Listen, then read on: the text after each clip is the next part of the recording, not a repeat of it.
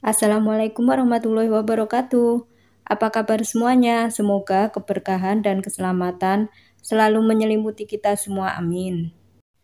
Kali ini saya membawakan ringkasan cerita dakwah Nabi Sulaiman alaihissalam dengan Ratu Balkis. Sebelum saya mulai, saya ucapkan terima kasih kepada semuanya karena sudah klik channel ini. Langsung saja, check it out. Pada suatu hari dalam perjalanannya, Nabi Sulaiman alaihissalam beristirahat di padang pasir. Kemudian Nabi Sulaiman pun memeriksa barisan burung-burung karena ingin mencari burung Uhud. Namun dalam barisan tersebut tidak ditemukan.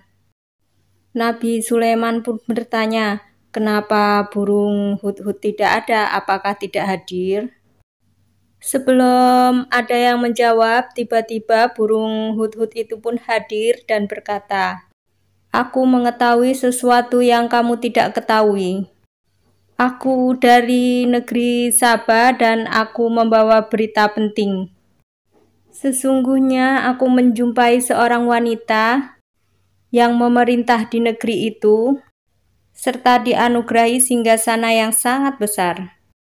Namun mereka semua menyembah matahari dan menjadikan setan memandang indah perbuatan mereka itu. Setan pun menghalangi mereka untuk mendapatkan petunjuk ataupun hidayah dari Allah Subhanahu wa Ta'ala." Itu tadilah laporan burung hud-hud kepada Nabi Sulaiman. Yang dilaporkan oleh burung hud-hud tersebut adalah suatu negeri yang dipimpin oleh Ratu Balkis binti Sarahil yang menguasai negeri Sabah.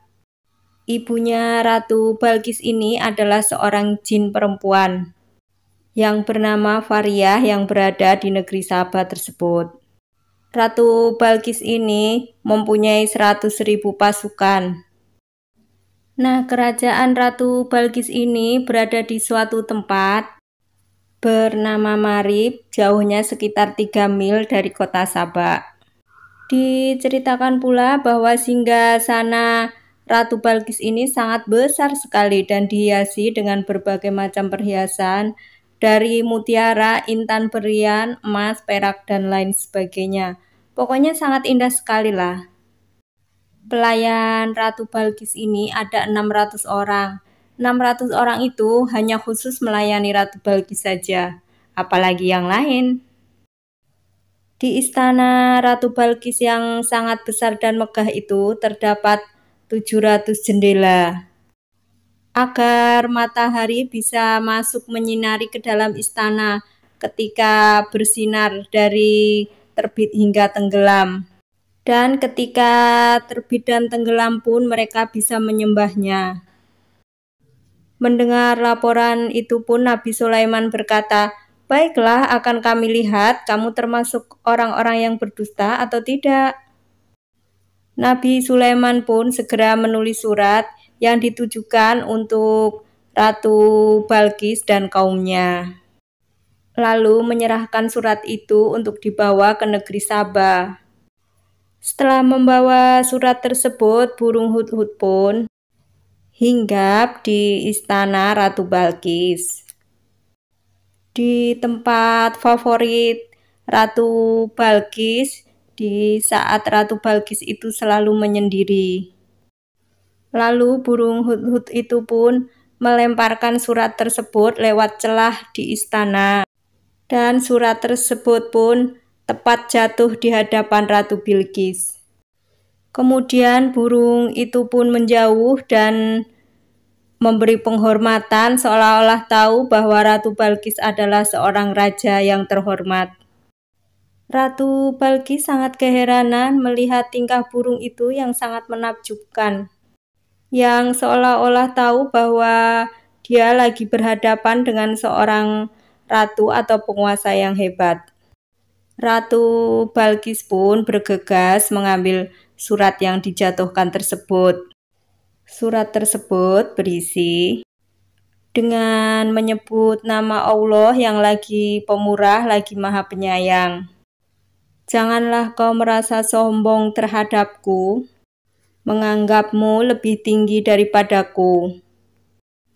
Datanglah kepadaku dan berserah dirilah kepadaku.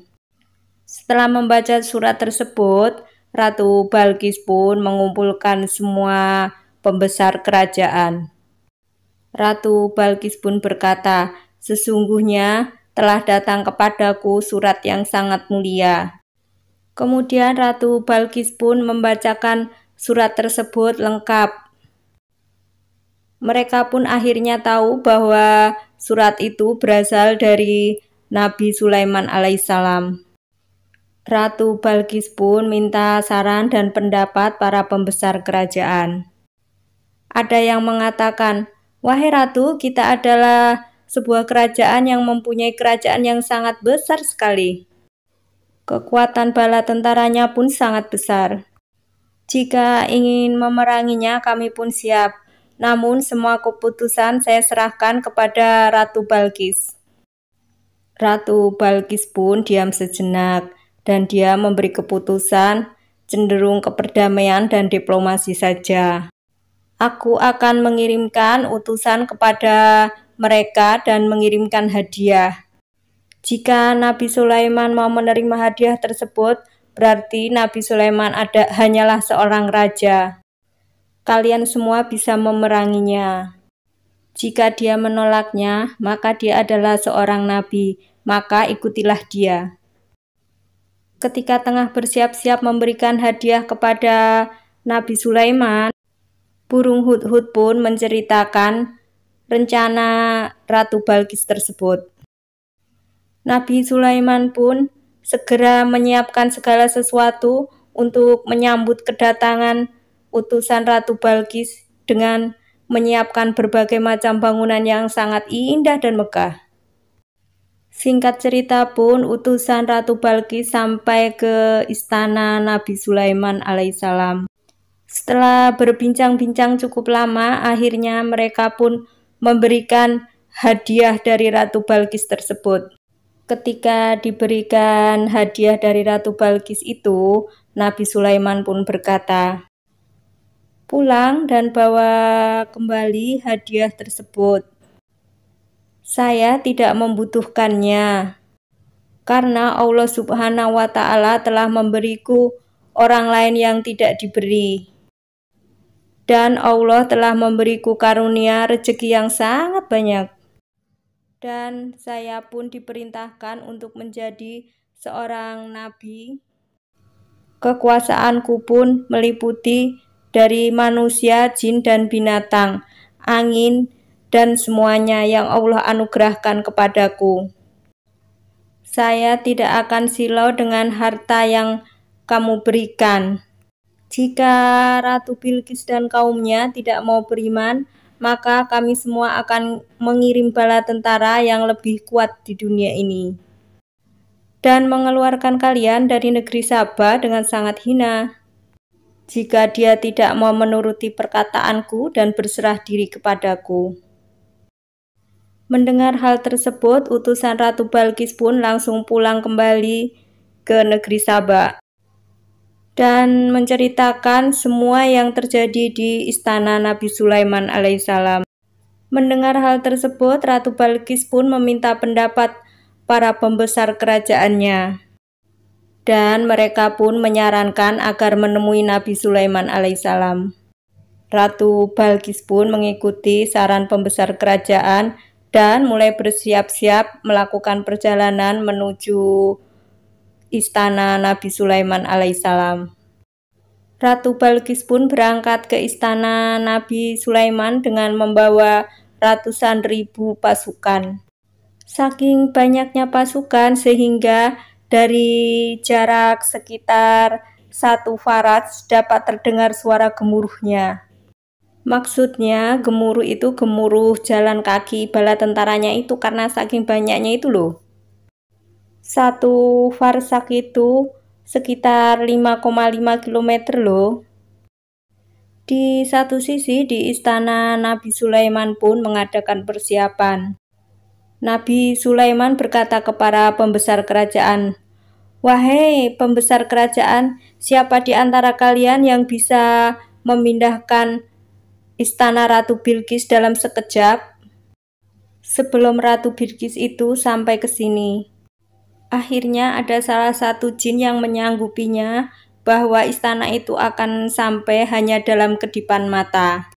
Dan benar saja ketika Nabi Sulaiman memalingkan muka, maka istana Ratu Bilqis pun sudah berdiri di sana.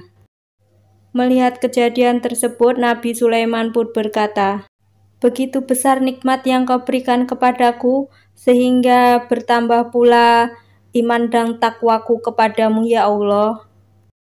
Dan singkat cerita, Ratu Bilqis pun sampai ke istana Nabi Sulaiman alaihissalam.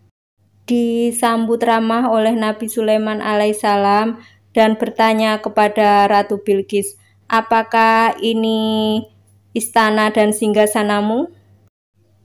Ratu Bilqis pun menjawab, "Sepertinya iya." Ratu Bilqis dalam hati terheran-heran, apa mungkin istana dan singgasananya ada di kerajaan Nabi Sulaiman? Belum hilang rasa herannya, Ratu Bilqis diajak masuk ke dalam ruangan singgasana Nabi Sulaiman alaihissalam. Dan ketika masuk, dia pun menyingkap busananya agar tidak terkena air. Melihat tersebut, Nabi Sulaiman pun hanya tersenyum dan berkata, "Wahai Ratu Bilqis, kamu tidak perlu menyingkap busanamu. Itu adalah sebuah kaca yang besar, jika diinjak tidak akan pecah dan retak." Kenapa di sini Ratu Bilqis mengangkat busananya? Karena memang lantainya itu seperti sungai. Padahal itu adalah, ya kalau sekarang mungkin akuarium yang sangat besar dan sangat indah tentunya. Di saat itulah Ratu Bilqis merasa kekuasaannya sangat kecil dan langsung beriman dan bersujud kepada Allah Subhanahu wa Ta'ala. Dan Ratu Bilqis pun meminta maaf atas perbuatannya selama ini. Dan Ratu Bilqis pun berdoa, "Ya Allah, ampunilah aku karena aku telah berbuat zalim terhadap diriku dan kaumku, dan aku akan berserah diri kepadaku dan Sulaiman." Setelah Ratu Bilqis bertaubat, banyak cerita yang berbeda-beda ya guys. Ada yang menceritakan bahwa Nabi Sulaiman menikah dengan Ratu Bilqis. Namun ada juga yang menceritakan bahwa Ratu Bilqis tidak menikah dengan Nabi Sulaiman alaihissalam. Itu tadi kisah dakwah Nabi Sulaiman alaihissalam dengan Ratu Bilqis. Jika saya salah bercerita, saya mohon maaf sebesar-besarnya, karena sesungguhnya kebenaran hanya milik Allah Subhanahu wa Ta'ala. Jika ada yang kurang, boleh ditambah di kolom komentar. Akhir kata, wassalamualaikum warahmatullahi wabarakatuh. See you next video.